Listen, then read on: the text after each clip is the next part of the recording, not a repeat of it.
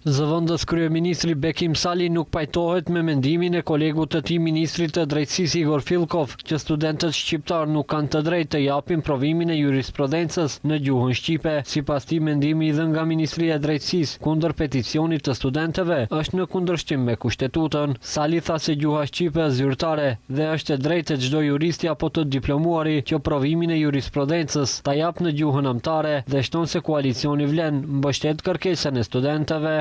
Këtë defekt do të mundohemi ne tash ta përmirësojmë apo ta precizojmë, për arsye se siç duket Ministria e Drejtësisë nuk është e gatshme ta respekton kushtetutën e vendit, e cila nuk kupton gjithçka që është mbi 20% e popullsisë në vendin tonë duhet të respektohet gjuha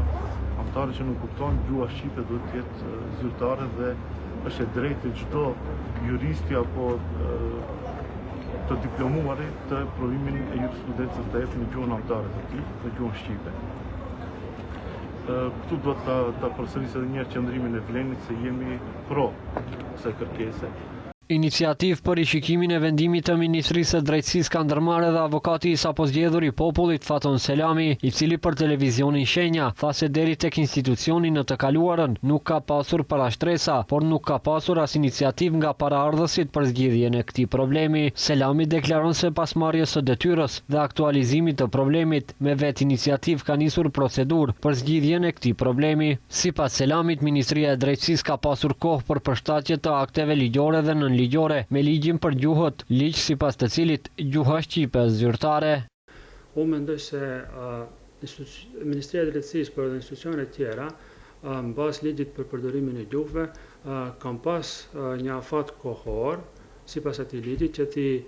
ti përshtatin normat e tyre ligjore, nënligjore, konform ligjit për përdorimin e gjuhëve. Mirë po, përsëri do ta presim përgjigjen zyrtare dhe siç thash do të japim edhe rekomandime zyrtare për zgjedhjen pozitive të kësaj çështje.